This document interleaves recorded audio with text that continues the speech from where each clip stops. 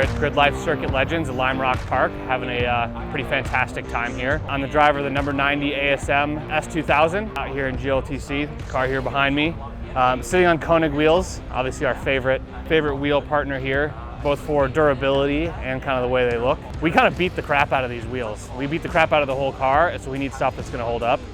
And honestly, these things have just taken everything we've thrown at them. Big curbs, big dropping wheels off track, side to side little scuffs. You'll see some scuffs here. Sometimes we're touching wheels when we're racing wheel to wheel, and these things have just taken them like a champ. So we just keep reordering them whenever we need new ones. And so these are 18 by 10.5. These are the B profile, so when you look at them, they got like the nice concave. So we gotta be fast and we gotta look cool. But they're a real wide wheel, and then we actually have a 255 tire on them.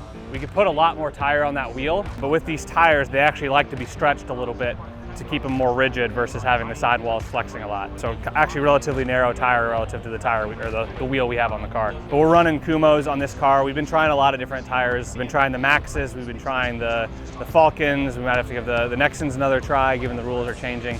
But we've been really steady on the S2000 packages. There's thoughts about like potentially we could go down in size, maybe do a 17. And we're thinking a little bit about that of making certain tires work, but it has been relatively consistent. And it's nice to have a square setup on the car. So if this side starts wearing more than the other side, you can actually just swap them out. You can swap side to side, especially at Lime Rock Park. Thanks, Tom. Yeah, the fitment's really tight, and we might want to come around to this side.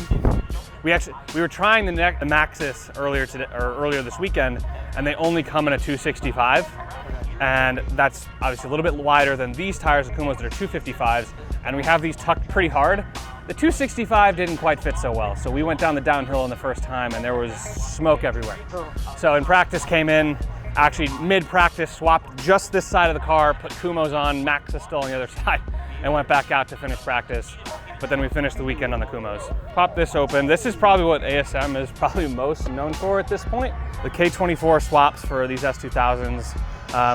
He's also done them in a lot of BRZs and FRSs, but it kind of builds these ready-to-go packages that can be shipped out for clients to drop in to their cars. But super reliable, make really healthy power, really cheap to replace. But they've been pretty awesome. There's a couple little like tricks in here relative to the rest of the car. We have kind of this fancy throttle body and vibration kit that comes from Winning Formula. That's tied a little bit to the transmission that we'll show you inside, but it's a paddle shifted sequential car.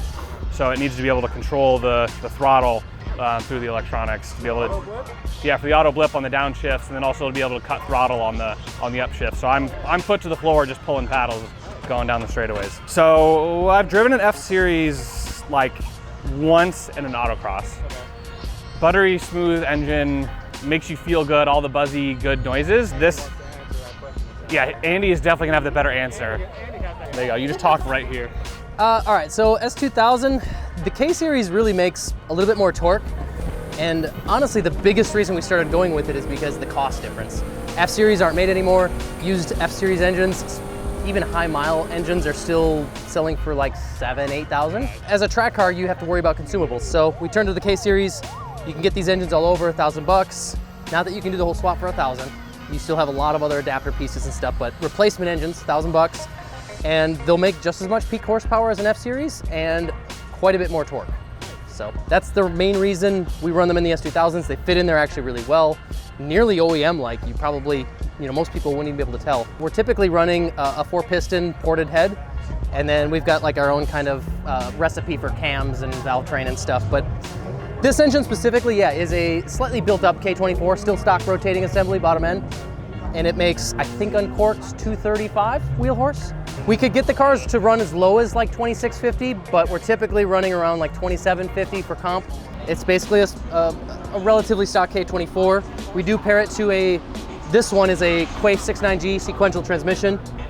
Suspension stuff is actually pretty basic. We're running Moton suspension.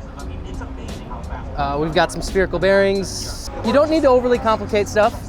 It's actually a 2006 S2000 ABS. So we've kind of taken all of the best parts throughout the years of Honda and kind of put it into this car. So we have a WiseFab kit on this car, so CNC drop knuckles, because we're pounding curbs, dropping tires off track, and just for what we're doing with this car relative to what they were designed for, we like need a little bit more. And the OEM stuff is getting a little harder to find and buy. It's getting more expensive. So with any car, as it gets older and older and they stop making parts, aftermarket kind of starts finding where that demand is, where people still want parts. So aftermarket starts bringing new parts into the market. So yeah, this one's got the Weiss Fab drop knuckles and stuff, which really isn't that much more expensive now than if you wanted to buy all OEM stuff. And with every car, there's like learning curves and little things you got to figure out. Like just tweaking suspension and getting things to kind of work just right, especially with like everyone out here who is just an absolute axe murderer behind the wheel. Yeah. You can't like be giving up tenths in places, so.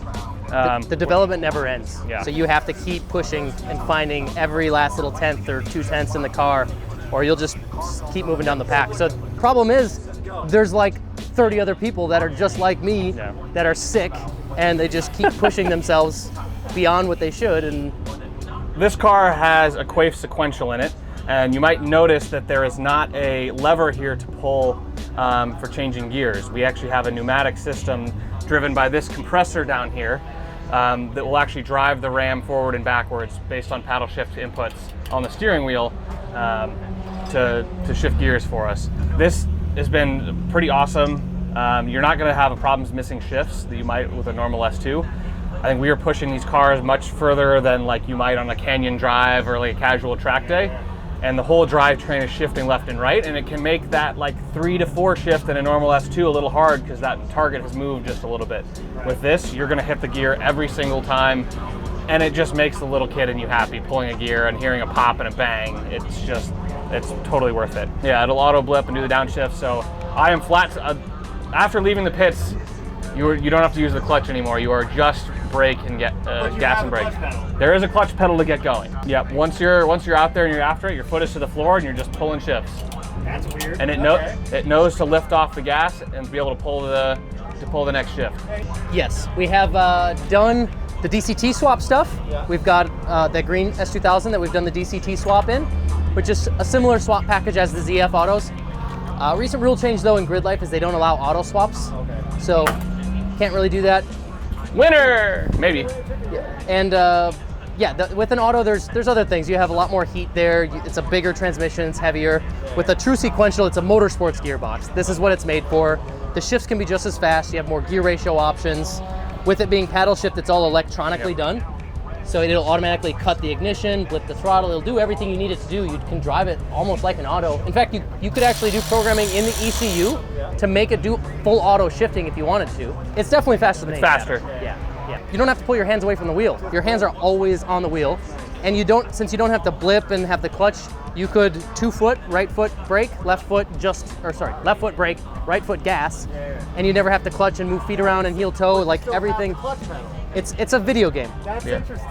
Yeah. That was really best of both worlds on This doesn't get used during the race. It's just these two, right? And you can use the clutch on track, but you don't need to because it's dog engagement gears. There's an air actuator underneath by the transmission that moves the lever, that moves the barrel. It's like a motorcycle. If you've ever driven a motorcycle, you don't need to use the clutch after. You just grab the next gear.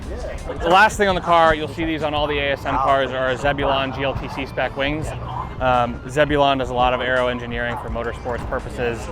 They do also a lot of work, kind of like motorsports engineering support around the country in a lot of different series. But super efficient, really lightweight wing, works really, really well for our packages. You can run them really, really trimmed out and still get a really efficient kind of downforce profile out of these. On these S2s, you don't need a ton of downforce, but you're gonna need something. Running these without a wing, they're just a little too lively. You're gonna want something just to press the back of the car down. Like the stickers that are up here on the front of this car, all these wind stickers, like these do not come easy. This is like one of the stupidest, like hardest things to earn in motorsports. And we have people who come here from IMSA or other pro series and they get their teeth kicked in and they're not ready for it. Once you remove the bar of money, like it's just talent. Like this is still an expensive sport, but people can get into this a little bit more affordably, especially with like the lower power to weight that we run. Yeah, if we can build all the cars. So it lets more and more people get out here and participate. This was the livery off of my old car. The other side was the livery off of Andy's car. So these Ultragrams are awesome. One, I really, really like the look of them, but they've taken everything we've thrown at them. All right, thanks guys for taking a tour around the car. I'm Matt Waldbaum. the ASM number 90 GLTC car. If you want to follow me on Instagram, follow Waldbaum_racing. I post a lot of absolutely ridiculous motorsports memes. It's not really much about this car. This car may be in the background of the meme, but I think you'll enjoy it. But if you're also interested in some of the K-Swap stuff that Andy works on, he can give you information there. Yeah, you can follow us, AS Motorsports, on Instagram. My personal one's Dism. Sometimes do stuff there too. And yeah, if you ever want to get into doing some GRIDLIFE racing or something, if you need a fast Honda or BRZ built, let us know.